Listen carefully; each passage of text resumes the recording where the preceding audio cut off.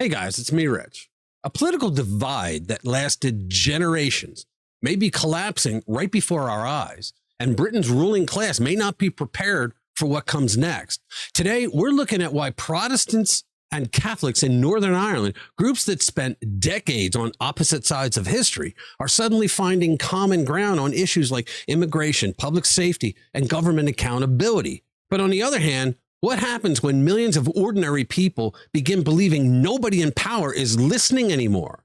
And if you stick with me till the end of this video, you'll see why the warning signs appearing in Northern Ireland could have consequences far beyond Britain. Let's get into it. All right, guys, welcome back to RPW Media, where our goal is bringing you the most honest conservative news coverage of the day. Look, if you're new, like, subscribe, and comment. Thank you. Okay. What if the biggest threat facing Britain's political establishment isn't coming from Parliament, the media, or opposition parties? What if it is coming from ordinary people who have simply reached their breaking point? I know what you're thinking, Rich. That sounds a little rather dramatic, doesn't it? Does it? Because what's actually unfolding in Northern Ireland right now looks less like drama and more like a preview of more things to come. And here's the thing that should keep Keir Starmer up at night. It might be coming to his front door faster than he thinks. It's not a threat. It's just an observation. And here's where things get really interesting. The story developing in Northern Ireland isn't just another political disagreement, guys. It may be the beginning of something much larger that many political leaders have failed to recognize. And not just across Europe, but around the world. For decades, Northern Ireland represented one of the deepest cultural and political divides in Europe. Protestants and Catholics often disagreed on nearly everything imaginable: history, identity, politics, national allegiance. Yet today, something unusual appears to be happening right before our eyes. Groups that rarely found common ground are increasingly expressing similar concerns. And that should get your attention. Because when people who have spent generations disagreeing suddenly begin agreeing on certain issues, political leaders would be wise to ask why. One of those issues is immigration. Another is public safety. A third is the growing belief that major decisions affecting ordinary citizens are being made without their consent or approval. Now, whether you agree with those concerns or disagree with them isn't really the point. The point is that millions of people believe those concerns are real. And in politics, perception often becomes reality before you know it. That's a lesson political consultants tend to forget until it's way too late. Across Britain, many voters have spent years being told that concerns about immigration are just exaggerated. We are not amused. Others have been told those concerns are misguided. Some have even been told that those concerns are immoral. Can you imagine? Concerns about immigration are immoral? But here's the problem, though. When people look around their communities, they don't always see what government officials are telling them to see. They see pressure on public services. They feel it. They're the ones that are paying for it. Of course they feel it. They see social tensions increasing. They see high-profile crimes dominating headlines. Nothing happens about it.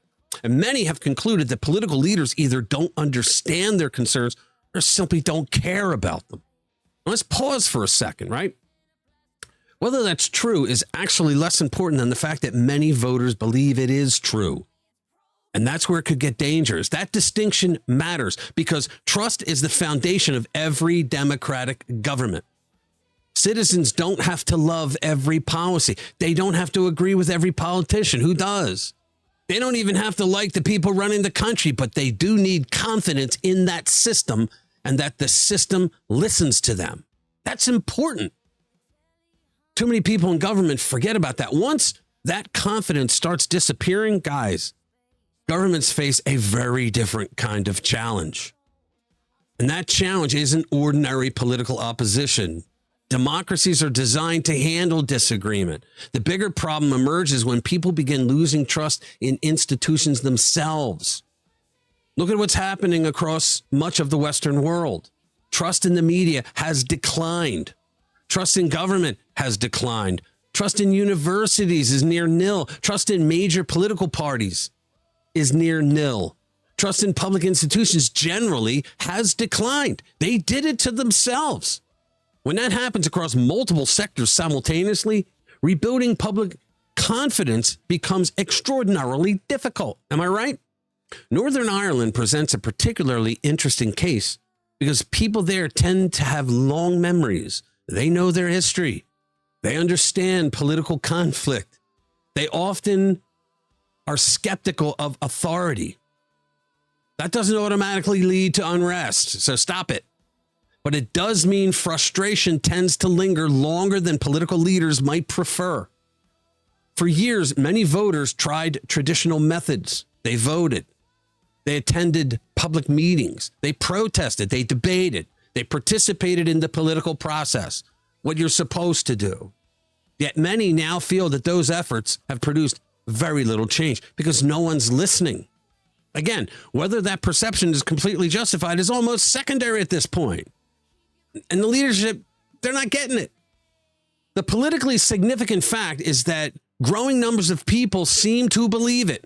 And that creates a serious problem for Prime Minister Keir Starmer and Britain's political establishment, because governments depend on legitimacy. They depend on citizens believing the system works.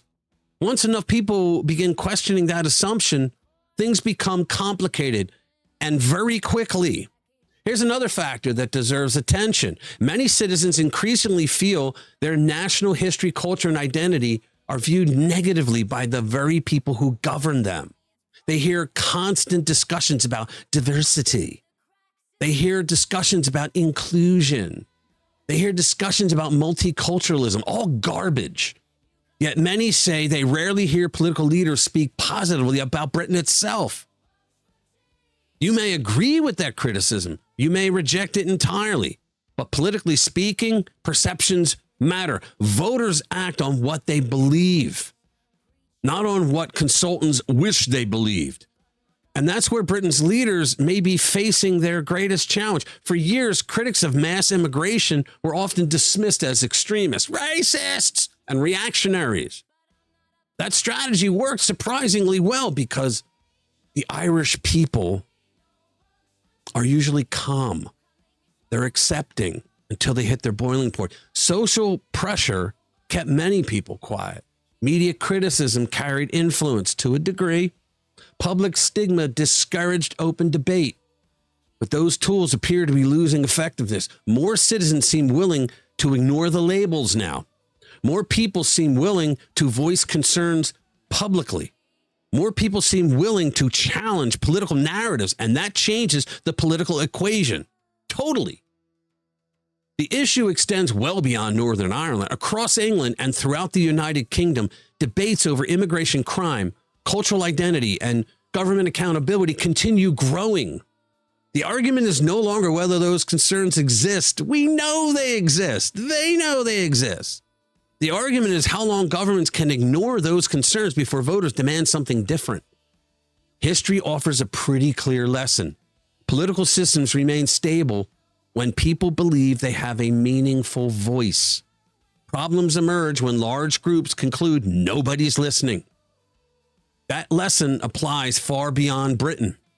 In the United States, for example, many of these same debates continue. Americans disagree about immigration. Americans disagree about crime, culture, and politics. But one concern increasingly crosses ideological lines.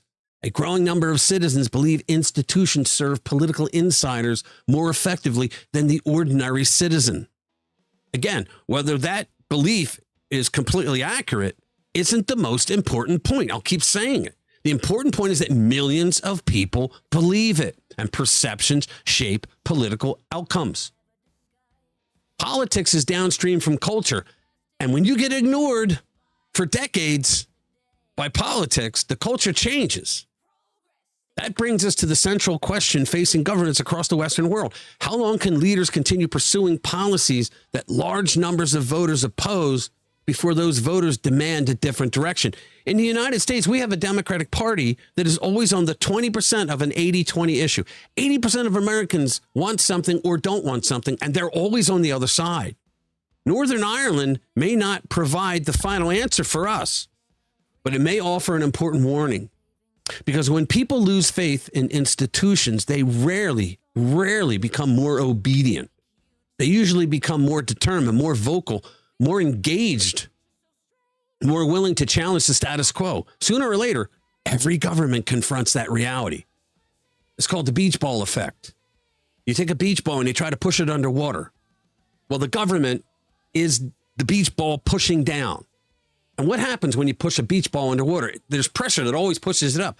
That's you, the people. Now, what happens eventually? Eventually, person, the government, pushing down, they lose energy because there's a constant pushback. That's what's going on right now. We're seeing the beginning of it in Northern Ireland. The question is whether Britain's leaders recognize what's happening before frustration reaches a level they can no longer manage. And that's the story we'll continue watching very closely. So the warning signs coming out of Northern Ireland right now aren't really about one region or one political party. They're about trust. When citizens feel heard, democracies remain strong. When citizens feel ignored, political earthquakes often follow. The good news is that democracies still provide peaceful ways for people to make their voices heard. History shows that voters ultimately get the final say, and that remains a reason for optimism, especially in Northern Ireland right now. Keep it up, guys. God bless.